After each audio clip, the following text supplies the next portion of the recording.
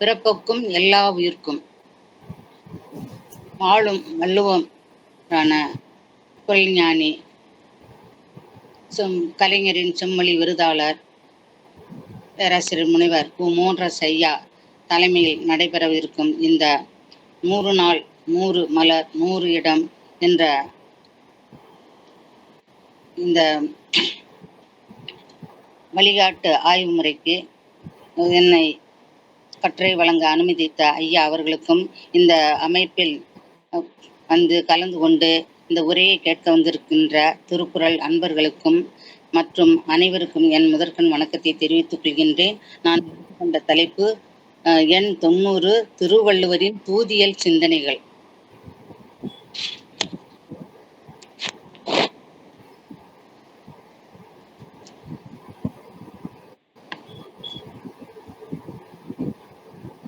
நுழைவாயில்.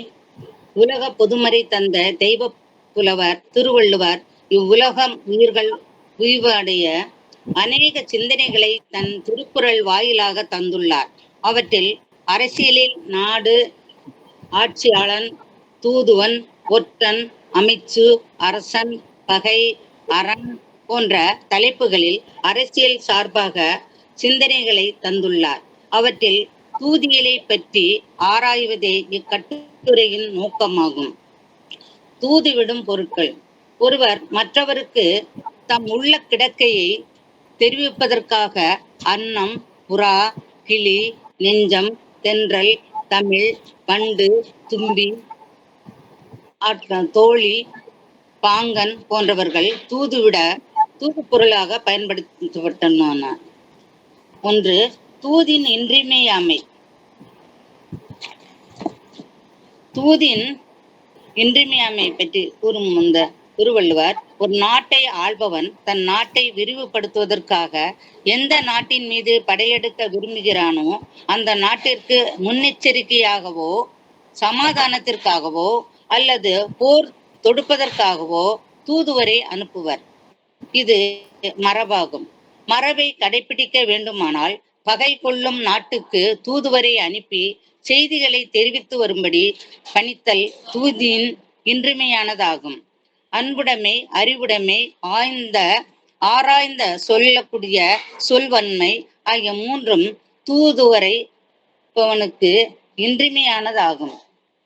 அன்பு, அறிவு, ஆராய்ந்த சொல்வன்மை தூதுரைப்பாருக்கு இன்றியமையாக 3 என்று குறள் 682 கூறப்பட்டுள்ளது. அன்புடைமை ஆன்ற குடிப்பிறத்தல் வேந்து அவா குறள் 681. நூலாருள் நூர் வல்லன் ஆகுதல் குறள் 683. அறிவு ஒரு ஆராய்ந்த கல்வி குறள் 684. தூய்மை, துணிமை, துணிவுடைமை குறள் 688. அன்புடைமை, ஆராய்ந்த சொல்வன்மை, சிறந்த குடிப்பிறப்பு, நூல் அறிவில் சிறந்திருத்தல், சிறந்த அறிவு, நல்ல தோற்ற பொலிவு, தேர்ந்த கல்வி, தூய்மை, பெரியோர் துணை கொள்ளல், துணிந்து சொல்லும் தன்மை ஆகிய 10 பண்புகள் இயல்பாக அமைந்திருத்தல் தூது சொல்பவர்களுக்கு இன்றியமையானதாகும். 2வதாக தூதுக்குரிய தகுதிகள்.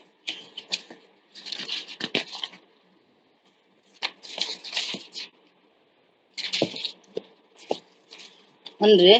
சிறந்த அறிவும் நல்ல தோற்ற பொலிவும் தேர்ந்த கல்வியும் ஆகிய 3ம் நன்கு அமைய பெற்றவனே தூதுரைக்கும் செயலுக்கு தகுதியானவன். அறிவு, உரு, ஆராய்ந்த கல்வி இம்மூன்றன் செறிவுடையான் செல்க வினைக்கு குறள் 684. அன்பு, அறிவு, தேற்றம், அவாவின்மை குறள் 513. வேட்பத்தாம் சொல்லி பிறர் சொல்ல பயன்கோடல் குறள் 646. சொலல்வல்லான் சோர்விலான் அஞ்சான் குறள் 647. அன்புடைமை ஆன்ற குடிப்பிறத்தல் வேந்து அவா குறள் 681. அன்பு, அறிவு, ஆராய்ந்து சொல்வன்மை குறள் 682. நூலாருள் நூல் வல்லன் குறள் 683. அறிவு உரு ஆராய்ந்த கல்வி உடையான் குறள் 684. தொகச்சொல்லி தூவாத நீக்கி நகச் சொல்பவன் குறள் 685. சொலவல்லான் சோர்விலான் அஞ்சான். குறள் 647. விடுமாற்றம் வேந்தற்கு உரைப்பவன் படுமாற்றம் வாய்சோரா வன்கணவன். குறள் 689. மேற்கண்ட குறட்பாக்களில் தொடர்வழி வள்ளுவ பெருந்தகை தூதுரைப்பவனின் தகுதிகளாக கூறியுள்ளார். 3. தூதியல் முறைகள். வேற்று அரசினிடம் தொகுத்து சுருக்கமாக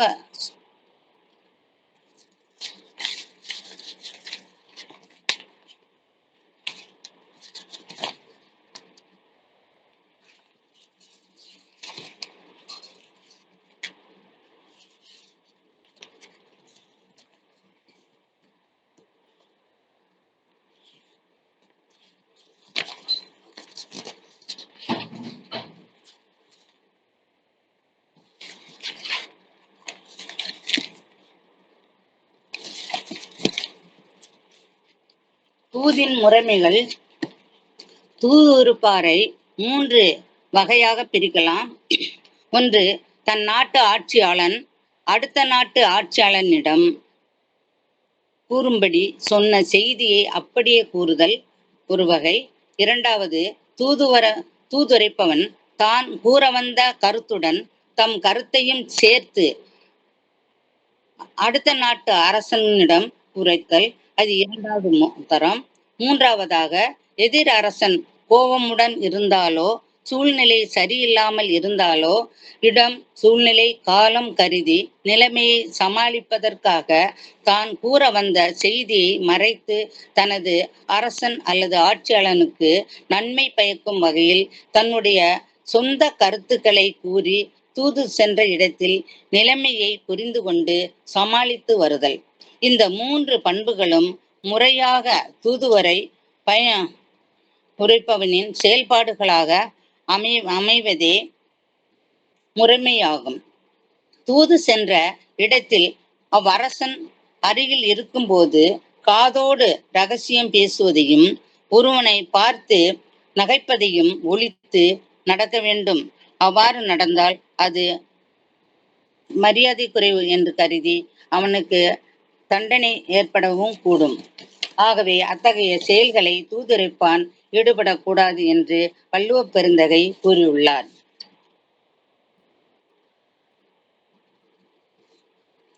வேற்று நாட்டு அரசினிடம் தொகுத்து சுருக்கமாக சொல்லல், கொடுஞ்சொற்களை நீக்கி கேட்போர் மனம் மகிழும்படியாக கூறுதல், தன் அரசனுக்கு நன்மை உண்டாகுதல் ஆகியவற்றை செவ்வனே செய்தல் என்று தொகை சொல்லி தூவாத நீக்கி நகச்சொல்லி நன்றி பயப்பதாம் தூது. குறள் 685. மனம் மகிழும்படி கூறுதல் அவசியமாகும். ஒருவன் தான் செய்ய நினைத்ததை மறக்காமல் எண்ணி செய்தல் அவன் அடைய நினைத்த பொருளை நினைத்தபடியே அடைவான். 2. உள்ளிய தேய்தல் எளிது மண் மற்றும் தான் உள்ளியது உள்ள பெறின். குறள் 540. செயலை ஆராய்ந்து தக்க இடத்தோடு செய்தல் வேண்டும். மன உறுதியை தவிர வேறு துணை வேண்டாம். அஞ்சாமை அல்லால் துணை வேண்டாம். எஞ்சாமை அல்லால் எண்ணி இடத்தால் செய்யும். குறள் 497. என்று தூதுவரின் முறைமைகளை திருவள்ளுவ பெருந்தகை தொகுத்து கூறியுள்ளதை நாம் காண முடிகின்றது. 4வது பிரிவில் தூது உரைப்பவனின் கடமைகள். தூது உரைப்பவன் கடமை என்னென்ன என்பதை அவர் கீழ்கண்ட குறட்பாக்களின் வாயிலாக எடுத்து இயம்புவதை நாம் காணலாம். தன் கடமையை உணர்ந்து காலத்தை கருதி சொல்லுதற்கேற்ற இடமறிந்து ஆராய்ந்து பேசுவது தூதுவனின் கடமையாகும். கடனறிந்து காலம் கருதி இடனறிந்து எண்ணி உரைப்பான் தலை. குறள் 687. தான் கூறும் சொல் தனக்கும் அழிவையோ அல்லது உயிருக்கு இறுதியோ அல்லது பெரிய தண்டனையோ கிடைக்கும் என்று தெரிந்தாலும் தம் கடமை தவறாது தான் செய்ய துணிந்த கடமையை நிறைவேற்றுபவனே தூதுவன். இறுதி பயப்பினும் எஞ்சாது இறைப்பவருக்கு உறுதி பயப்பதாம் தூது. குறள் 690. அறம் பொருள் இன்பம் வீரச்சம் அறம் பொருள் இன்பம் உயிரச்சம் நான்கின் திறன் தெரிந்து தேரப்படும். குறள் 501.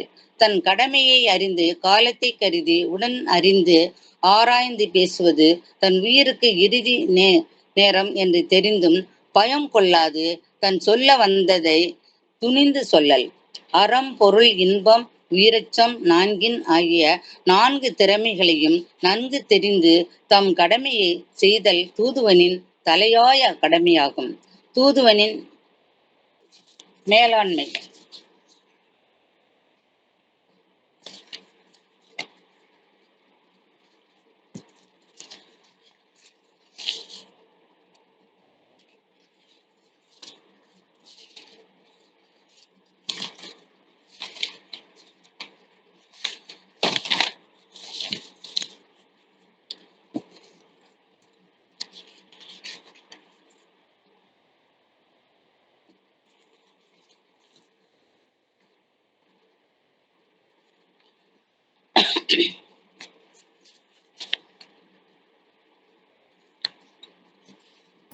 ஏமா இவ்வளவு நேரம் என்ன ஆகுது?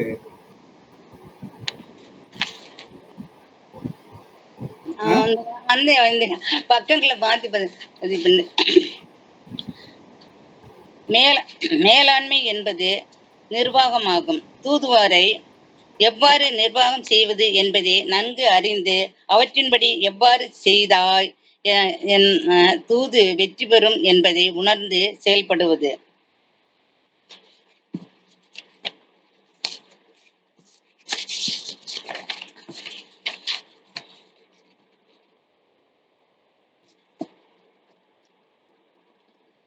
செவி சொல்லும் சேர்ந்து நகையும் அவதொழுதல். குறள் 694. அரசன் மற்றவருடன் மறைவாக பேசிக் கொண்டிருக்கும் பொழுது